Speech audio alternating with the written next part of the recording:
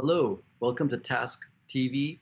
My name is Gunay Evinch. I'm co-chair of the Turkish American National Steering Committee, and I host TASC Roots, which is really about grassroots democracy, how the Turkish American community can be more active and engaged at the local levels in politics, in economics, business, trade, culture, and the entire spectrum of American life. Today we have a very special program on TASC Roots.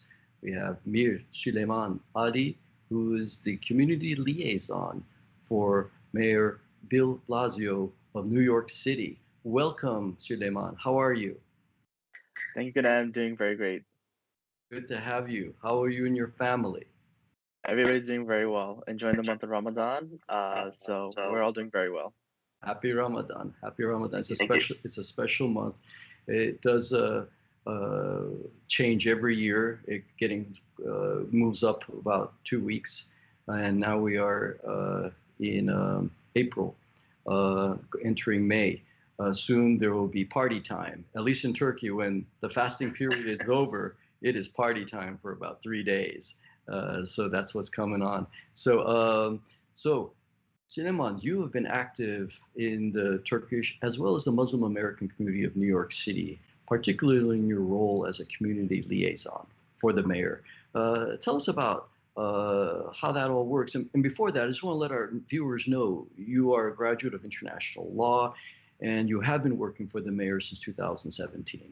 And you do a lot of work bringing people together, New York City diversity together in solidarity. And we thank you for that. Yeah, thank you so much, Gunay. Yeah, I mean, the job is a really tough job. As many of us know, a lot of with the Muslim community and within just the community of New York City, it's just such a diverse community. Like people call it the mini United Nations. In New York, like we have, within a few blocks of radius, you'll find one group of, we'll find a Turkish group, another, a couple of blocks, then you find a Bosnian group, another group, a couple of blocks down, you find the Pakistani group. Another block there you find Hispanic groups. It's such a diverse and really rich city. And I guess one of my positions in my jobs in the mayor's office is kind of to do outreach and bring these groups together. In order to participate within the government process or just participate in government. At the end of the day, a lot of people think like, even if we don't vote, we're still there to represent them. We're here to work for them. We're here to work for the people. That's one great thing about the government is that we're here to work for people. We're not hold to a board member. We're not hold to any fundraising, tycoons. We're accountable to the people who put us in office, who put our principles in office. So it's very, very fulfilling, very hard, but for very fulfilling position and job that I am currently doing. We have a lot of red tape that we have to go through. My job is pretty much to cut all that and to really help, everyday New Yorkers really get through that, get through all those red tapes that government has or bureaucracy, and to really help folks get, what they need. And, it's a very big job. So it's very diverse, but I do work with all vast groups, especially within the Muslim community, knowing how diverse we are. Tell us about your average day pre-COVID, and your average day now with COVID. How do you do your community liaison work? So pre-COVID, it was more like hands-on. So we're obviously being a community, the community affairs unit. We're always out and about. We're out in the field, meeting folks, meeting organizations, meeting faith leaders, meeting community-based organizations, stakeholders. We'd be out and meeting with them almost every single day. I think we spent maybe 2 hours in our office, and the rest of the time he's in transit and going all over New York City, from the Bronx to Queens, Staten Island, Brooklyn, Manhattan, just bouncing around. There have been times where I've spent almost at least 4 hours of my day just traveling, if you just add them all together, not including going and back, coming home from work. Yeah. But it was more fulfilling, meeting folks, shaking hands, having tea with them. One thing I love about my Turkish brothers is that I can never say no to tea every time I go to meet them. So that's that's kind of become part of my diet now. Where like if I don't have tea after the beginning of a conversation, is it really going to be a fruitful conversation or not? But that tea has become a world culture in Turkey. We have called it through the ages chai, and it's chai time, and similar with Turkish coffee. Both sides of the spectrum with beverages, definitely Turkish tea, chai, and Turkish coffee. So you're probably getting a lot of that when you're meeting with the Turkish American community of New York City. Yep, no, definitely. I mean, I love meeting them every minute of my day. You know, it's always a great conversation. It's funny because I'll always set my meeting to meet for them for an hour and a half. 3 hours later, I'm still sitting with them in a meeting. So, and we barely touch what we want to discuss. But you know, I do miss those days. You know, without masks, meeting folks, not having to worry about that. Pre-COVID, now post-COVID, it's been, I guess, times a million, if that makes sense. You know, my work day would have been like, you know, 70 hours work week. You know, we do work a lot. We do a bunch of other things as well as community engagement. But once COVID hit, you know, we got activated to really make sure that the community is getting all the right information from, you know, the state and the city of like, you know, COVID restrictions, you know, food assistance, rent assistance, and all these other programs that the city and the state and the, you know, some of the federal government came out with. So there have been times where, you know, even though it's a virtual call, I would have to wake up 7:30, get to my staff call, and next day we'll be on calls, hashing out issues, you know, try to troubleshoot, you know, issues that are happening in the community. And then at night, trying to really sit with community stakeholders and letting them know like what some of the new guidelines are. Some folks were having trouble adjusting, for example, mosques, for example. I mean, they were the biggest headache for us. And the reason why I say that is because so many people didn't want to close their doors during COVID, during the first week of COVID. So we had to sit with them and explain to them why it's important to close down the mosque for a couple of months, you know, in order to stop the spread of coronavirus. We will be on these calls usually sometimes till like 1 to 2 o'clock in the morning. And I'll have to repeat the same thing, 7 a.m. the next morning, or that in a couple hours. So it's been a pretty hectic, but you know, over the last couple of months, it has gotten much slower since the vaccine did come out. So things are getting back to normal slowly. So we're excited to hopefully have the city back up and open July 1st from what the mayor announced today. But you know, obviously that comes with an asterisk. So looking forward if numbers keep going down. Yeah, numbers are going down. Thank God. New York was particularly hit hard due to its density of population. And with respect to the Turkish American community, we did see a good family culture that helped spread the spread of COVID, which included often hand washing well, taking the shoes off before coming into the house. And of course, I think in Islam, you can pray at home. You can pray anywhere. I mean, God is everywhere in Islam. And but the mosque does serve an important community center of sorts. That must have been very difficult for the Turkish American, Muslim American community to give up that for public safety, for public health. It's a worthy sacrifice, actually. Now, hopefully, things will get back to normal. People are getting vaccinations. When you do your work on COVID matters, you're of course talking about precautions. But how's the work going on vaccinations? Yeah, so I believe we got pulled into the vaccination, you know, what we call the Vaccine Command Center. We got pulled into that group within like the first couple of months once the Pfizer vaccine was approved and ready to be rolled out into the mass public. So far, it's been running really well. You know, the city has done a really remarkable job, and you know, I guess I could say I'm happy to be part of that. Where we've opened up mosques, you know, the place that you know Muslims find so sacred, to be vaccination sites. You know, we have about 4 mosques as of right now, and hopefully to expand to more within the next couple of weeks, and to really have, you know, folks really get their vaccines, and you know, they could come pray at night, get their vaccines, and then go home, and then schedule their second dose of vaccines once Eid comes around when everybody's partying. Because we can say like at least folks who are getting vaccinated, the rules for them are becoming more and more relaxed. So where we're giving that opportunity for the Muslim, we're not having it just for Muslims, it's for the whole community that the mosque serves. Really come out to get vaccinated, and we're really pushing for that, and hopefully more to come. So the mosques serve the broader community on vaccinations, and I am very aware that the mosques also serve the broader community in terms of the distribution of food boxes to the needy. TASC, I think during COVID, has reached at least 40,000 families with food boxes, particularly those who are in need. Again, the inability to eat during fasting makes you feel the hunger that many millions, tens of millions of people feel around the world every day, as if they're fasting every day. And then to take that moment and to share food with the people who suffer every day, even in a wealthy country as the United States, suffer every day because they can't get breakfast for their kids or lunches for their kids, dinner, go to bed hungry.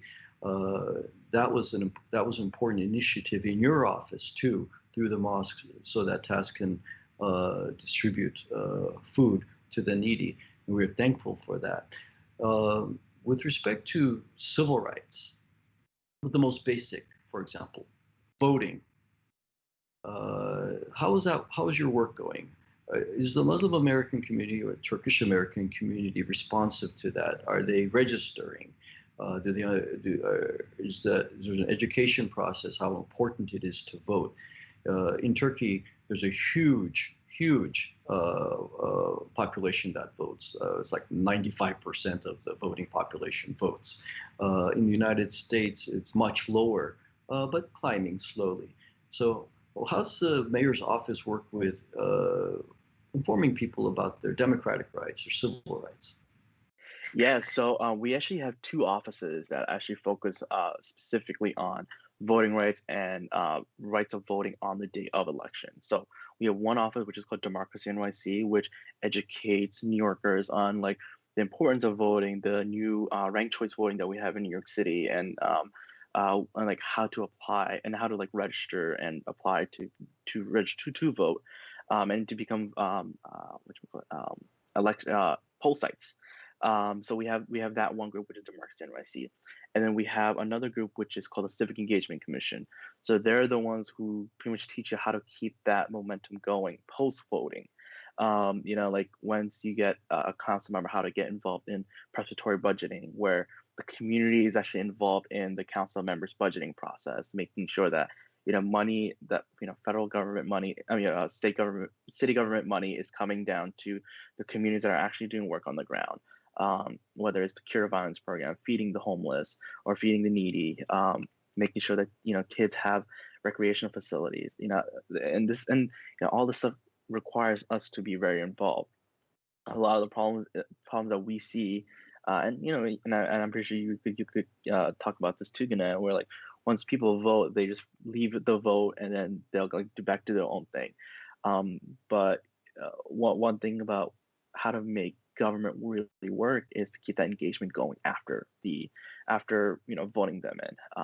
Well, and I think the Muslim community has learned to do that within the last couple of elections, where originally first started, they got Mayor de Blasio elected, for example, right? Then we were very quiet for a long period of time. And this goes with congressional members, state senators, state assembly, and so on. And then once they see that, oh, why are they forgetting us? Oh, why are these elected officials forgetting us? Because, what the Muslim community and other communities do is they'll vote them into office and then they'll stay out of contact, right? They'll lose contact. So what we're trying to do is teaching them is like, no, you need to stay engaged. You need to, get involved, get your hands dirty with them as well, and really impact the community, because it takes a whole community to raise a whole community.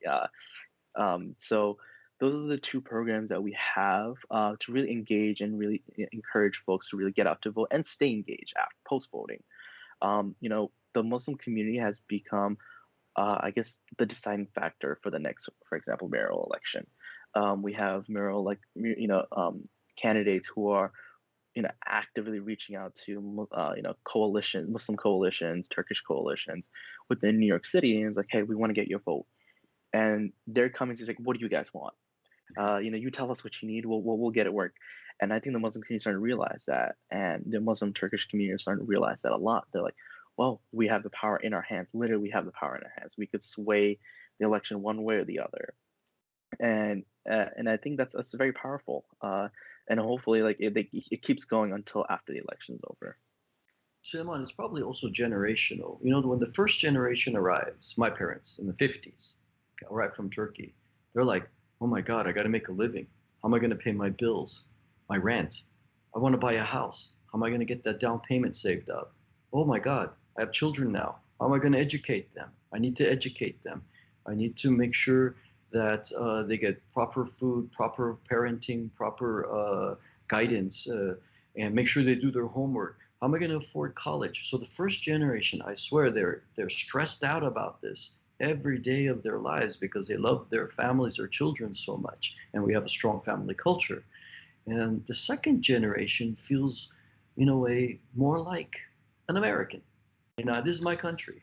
It's my homeland. They're over there in Turkey is my motherland, but here it is, my homeland. Third generations, even more so. And part of the democratic lifestyle is a daily lifestyle of democracy. And I think through your services, through the Turkish American National Steering Committee and our local organizations, we are showing our community that your democratic rights, they're not static. They may disappear if you don't fight for them. You got to always work for it. And you always got to be dynamic and diligent, persistent, and smart about it. And it has to become a part of your lifestyle. In TASC, Sulaiman, or generally in the Turkish American community, we're telling people there's 4 ways you can really engage the democratic process. One is public advocacy, classical lobbying. Another is giving money to campaigns. Another is, if your rights are violated, sue under the Constitution, litigate, protect your rights in the courts. And the fourth is cultural exchange. And in the cultural exchange, also in the lifestyle, we're saying to parents, be a part of your parent-teachers associations, PTA.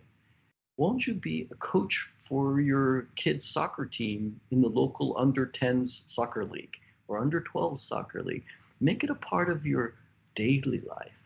And I know you and I have discussed this before. How do we bring this level of engagement to our community? Are you seeing you're a second generation. I am a second generation. And do you see the second generation, even the first generation, picking up on this and saying, oh, I like this. I love this lifestyle. I want to be PTA soccer coach and help give money to my congressman and to the local leaders I support. And I want to do cultural night. So do you see it working out where the person is becoming holistically engaged as a democratic person? Yeah, I actually do. I think the perfect example is actually my family. My parents are first generation. They moved here from Bangladesh, and they're probably more active within politics than I am. They kind of looped me into this. If you could come to New York, you could ask about my parents, and they're like, oh yeah, we know them, we know them. And a lot of folks actually ask my parents' permission before they even run for office to see if they're even viable. And they're first generation, and seeing them get involved as first generation, and them encouraging their generation of folks really getting involved, and seeing like a lot much more older generation getting active with actually encouraging candidates to run for office or helping them run for office, fundraising, giving them money, things like that. And this is the generation that came here stressed about putting food on the table, getting a job, buying a house. Seeing them grow so quickly into like, okay, we are this is our country. This is how can we make this better? It's honestly great. A lot of you'll hear a lot of folks saying, oh, the first generation, once they die off, then we'll take over. I don't think that's the case with us, with our generation. I mean, with our parents' generation, where they're actually like, okay, we did our part. Now let's just take it to the next level, and that's encouraging my generation, my kids' generation, where they're like, hey, my grandparents did this, my dad did this. We need to keep doing this. And you mentioned it perfectly, like, if we don't keep fighting for our rights, it could be taken away. I mean, we saw that with Trump, for example.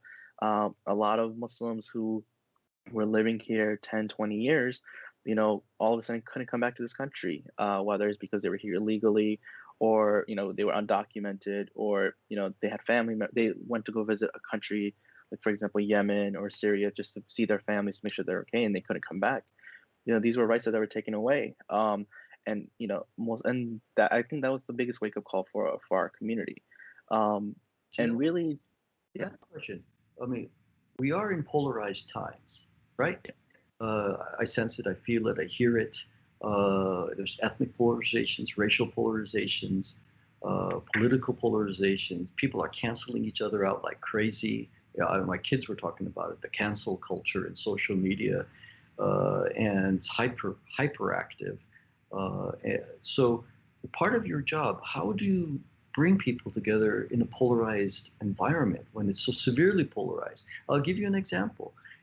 My sister was jogging in Golden Gate Park in a certain area where she took her mask off, and she was attacked by a group of 4 people on a political basis, trying to draw a conclusion about the fact that she didn't have her mask on while she was jogging. And all of a sudden, the mask became a major political problem among the 5 of them in Golden Gate Park, San Francisco, like one of the few green places in the city. So how does this affect your work? And we don't have much time left, but I really wanted to get to this. Yeah, I mean, I think I am no stranger to when it comes to that culture. I'm not a fan of it. I mean, I grew up in a time where we were more tolerant of each other, and you hit it on the nail when you said, like, it's very polarizing now, especially within the last presidential election, with the last presidential regime going through, where we had a very one-sided, very pro-white supremacist president, and him really dividing up the country in order to stay in power. Um, I'd say that even though we are very polarized, we still have common interests, and whether we're on the left or we're on the right, there are still things that we see as that we have in common. For example, we have health issues, healthcare. There are people on both sides that are suffering from healthcare disparities. When it comes to property value, for a lot of folks who own homes, from both sides who are paying too much in property taxes, and it's not fair to other folks.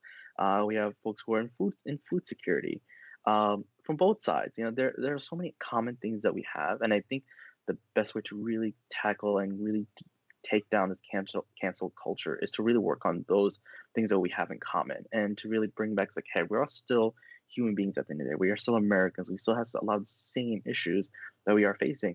And yes, there are issues that are very divided, like, for example, the racial issue that we have in this country, where we do give benefits of the doubt to one racial group versus the other, and it is unfair.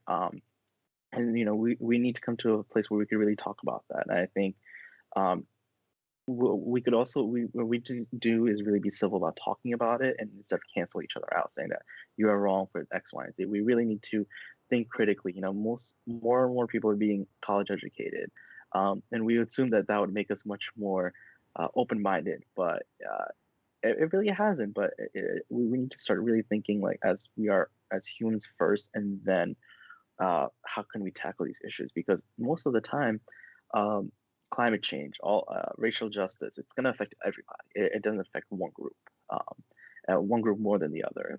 So we really need to understand and come to this conclusion that we need to tackle all the common issues and really talk about the hard stuff as well while we are doing that. Finally, how's it working with Mayor de Blasio? How's your relationship? Yeah, it's actually interesting, and it's actually great, and also stressful.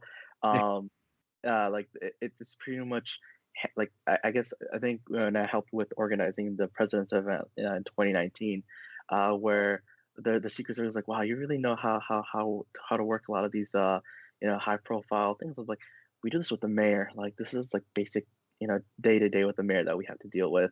And they're like, wow, you guys do some like really high, like we know all like the standard protocols and everything. I'm like, yeah, like the Mayor de Blasio is the president of the world in a way, if we No really way. think about Yes, it. it is. But it's very great. He has a very big heart. Like he's always thinking about like, okay, how can I help this community? Like when I say like the person really cares about like what people think, he really does. He's not like the other two mayors where all they care about is their trust fund and how they could get into the office, how they can get to the next like stage of their life in the office. He actually cares about like, okay, we need to help this group. They need X, Y, and Z, right? We need to help this group. They need X, Y, and Z. How can we make this better for this group? So it's very wonderful to say to work for Mayor de Blasio. You know, Sulaiman, you do great work. You're a good human being, a good public servant, and you work all the time in the city that never goes to sleep, Sinatra said in his song, New York, New York. So we very much appreciate you. Also, you're a dear member of the Turkish American community, and we appreciate you as our brother, as our kardeş, which means in Turkish, kardeş. You have the abi, which is kind of like what you call me, the elderly brother, and you have the kardeş, who's the little brother, and you're dear to us. We thank you. God bless you and your family, and be safe, be well. Thanks so much, Gunay. Thank you. Everyone.